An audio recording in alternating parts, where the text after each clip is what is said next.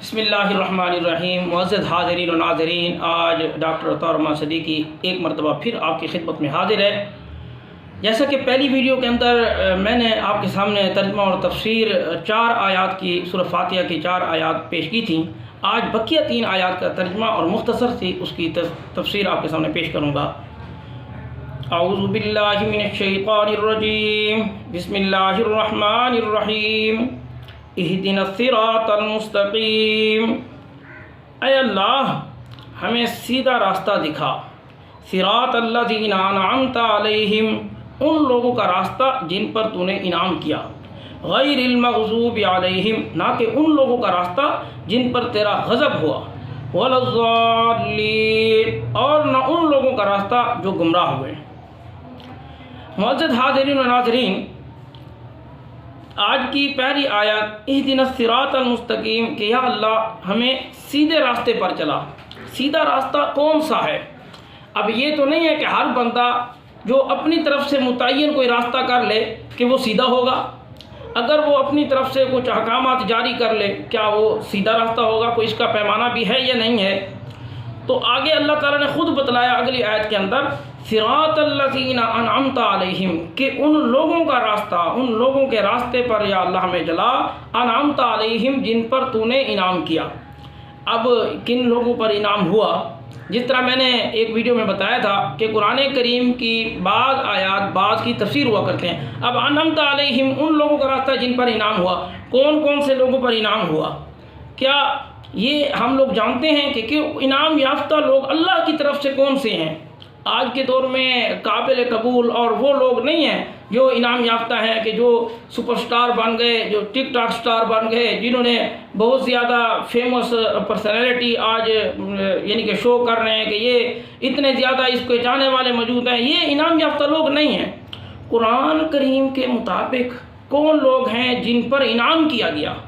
تو ان میں سے اولئک الذین انعم اللہ علیہم من النبیین والصدیقین والشہداء والصالحین۔ 4 قسم کے لوگ ہیں، نبیین، صالحین، شہداء۔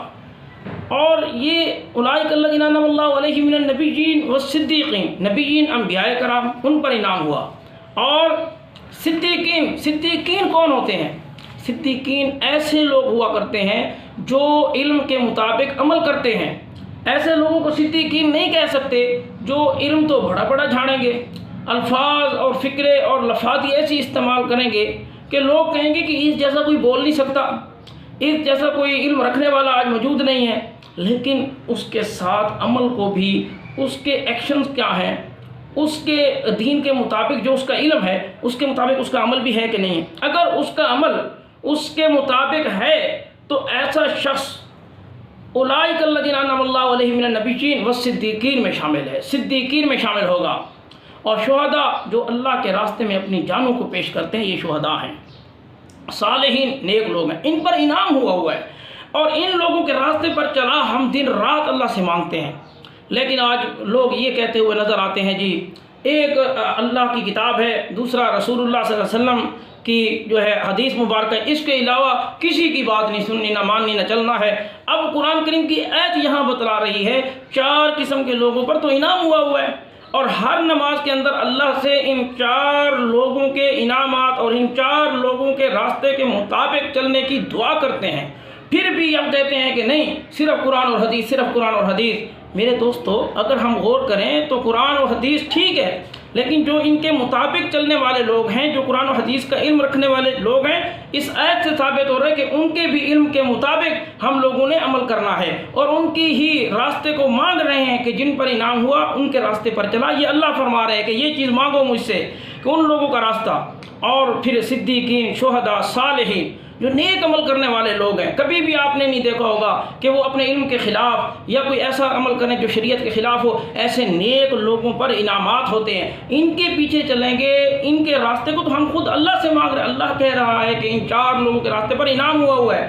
لیکن اب کچھ لوگ اٹھ کے کہتے ہیں صدیقین کے پیچھے چلنے کی کوئی ضرورت نہیں ہے، شہداء کے راستے پر چلنے کی کوئی ضرورت نہیں ہے، اور کوئی کہہ رہا ہے جی صالحین کے راستے پر۔ حالانکہ قرآن کریم کی آیت واضح طور پر کہہ رہی ہے کہ ان لوگوں پر انعام انعام ہے اللہ کا، اور ان لوگوں کے پیچھے ہم اللہ سے مانگ رہے ہیں یا اللہ ان لوگوں کے راستے پر چلا، اور اس کے ساتھ غیر المغضوب علیہم، نہ کہ ان لوگوں کے راستے پر جن پر تیرا غضب ہوا اور جو گمراہ ہوئے، ولا الضالین، جو گمراہ ہوئے۔ اب اس آیت کے اندر اللہ تعالیٰ فرما رہے ہیں کہ پہلے کون ہیں؟ مغضوب، ان سے کیا مراد ہے؟ یہ وہ لوگ ہیں جو جاننے کے باوجود بھی ایسی گمراہی میں ہیں، جانتے ہیں کہ یہ حق ہے پھر بھی گناہ کرتے ہیں، جانتے ہیں کہ یہ ہم کفر میں ہیں لیکن پھر بھی اس پر قائم رہتے ہیں، انبیاء کا قتل کرتے ہیں، یہ وہ لوگ مراد ہیں، یہاں سے یہودی لوگ مراد ہیں۔ اور پھر والضالین، یہ ان لوگوں کو کہا گیا ہے کہ جو لوگ علم تو رکھتے تھے لیکن بھٹک گئے، لیکن ان کو پتہ نہیں تھا، وہ بھٹک گئے، اس لیے مقدم ان کو رکھا گیا جو بڑے مجرم ہیں۔ بڑے مجرم وہ جو جان بوجھ کر انبیاء کو تکلیفیں پہنچا رہے تھے، قتل کر رہے تھے، سختیاں جو ہے نا سختیوں پہ سختیاں کیے جا رہے تھے، وہ لوگ بڑے مجرم ہیں، اس لیے ان کو پہلے کہا گیا مغضوب، اور پھر ان لوگوں کے راستے سے آپ نے ہٹنا ہے، ان لوگوں کے راستے سے اللہ سے پناہ مانگنی ہے، والضالین، اور وہ لوگ کہ جو گمراہ ہو گئے، راستے سے بھٹک گئے، ان لوگوں کے راستے پر بھی اللہ ہمیں نہ چلا۔ اب یہ اتنی مختصر سی دعا اور بڑی جامع دعا ہے اس صورت کے اندر موجود ہے۔ آج یہ صورت ہماری مکمل ہوئی، اور آخر میں جب ہم آمین کہتے ہیں تو اس میں بھی یہ دو رائے ہیں، ایک یہ ہے کہ آمین آہستہ آواز میں کہنی چاہیے نماز میں، دوسرا ہے کہ آمین اونچی آواز میں کہنا چاہیے۔ تو اس لیے ہمارے جو مختلف اسلام کے اندر مسالک والے لوگ ہیں ایک دوسرے کی ضد میں آ چکے ہیں، اب جو اونچی کہتے ہیں وہ بہت اونچی کہہ دیتے ہیں، مسجد سر پہ اٹھا دیتے ہیں، اور کبھی جا کر ایسی مسجد میں جاتے ہیں جو آہستہ کہنے والے ہوتے ہیں، اور وہاں جا کر ایک بندہ ہوتا ہے اور پوری مسجد سر پہ اٹھا کے کہتا ہے آمین، وہ بندہ پریشان ہو جاتا ہے کہ یہ کس نے ڈسٹرب کیا۔ پھر بعض جو دوسرے بھائی جو کہتے ہیں کہ آہستہ کہنی چاہیے، وہ بالکل آہستہ کہتے ہیں، اپنے آپ کو سنائی نہیں دیتا۔ دونوں طریقے ٹھیک نہیں ہیں، اتنی زیادہ اونچی آواز میں سب کو ڈسٹرب کرنا بھی ٹھیک نہیں ہے، اور اتنی وہ آواز ایسی ہو کہ بالکل ہی نہ سنائی دے، یہ بھی ٹھیک نہیں ہے۔ تو اسی طرح اگر درمیانی آواز ہو تو کوئی اختلاف بھی نہیں رہے گا، اور اتنی آواز میں سنائی بھی دے دے گا، اونچی بھی ہو جائے گی، اور اتنی زیادہ آہستہ بھی نہیں رہے گی۔ پوری کی پوری اس آمین کہنے کے اختلاف کو ختم کیا جا سکتا ہے۔ اللہ تعالیٰ سے دعا ہے کہ اللہ تعالیٰ ہم سب کو عمل کرنے کی توفیق عطا فرمائے۔